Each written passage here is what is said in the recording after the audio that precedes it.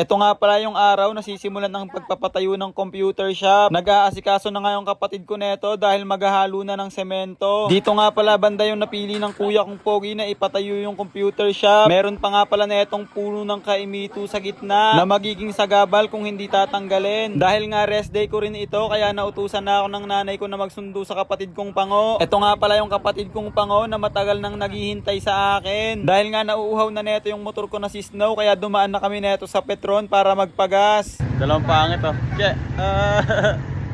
Nag-stop over na nga rin pala kami rito sa Primark Kasiglahan dahil may bibilin kami. Ito nga pala ang binili namin, ang mga tab na paglalagyan ng Graham. Dito naman pala kami sa Dali bibili ng mga gatas at mga Graham. Mas mura nga pala rito kahit papano. Ito nga pala yung mahal na dragon. Siya nga pala ang may alam kung ano ang mga bibilhin. Kaya sunod-sunuran lang ako sa kanya neto. Nakapila na nga pala kami neto sa cashier. Dahil nga may salamin dito kaya naisipan kong mag-video-video. Check.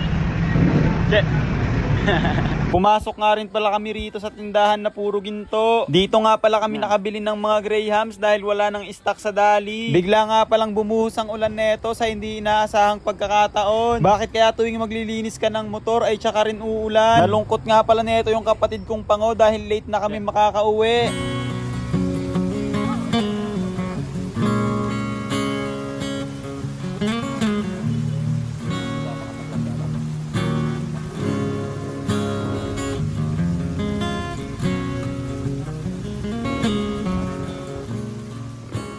Tapos tatlo, Ah. tatlo po, na 240. Nung huminto na nga yung ulan ay bumiyahe na kami para pumunta rito sa Urban. Bibili nga pala kami ng itlog na inuutos ng nanay ko. Dito na nga rin pala kami nakabili ng mangga. Ito na nga lang pala yung kulang sa gagawin naming mango Graham. Tapos na nga pala kaming mamalengke neto pero umulan na naman. Hindi talaga makokontrol ang panahon. Kaya susubukan mo na lang intindihin ito. Hanggang dito na nga lang pala yung vlog guys. Salamat sa panonood.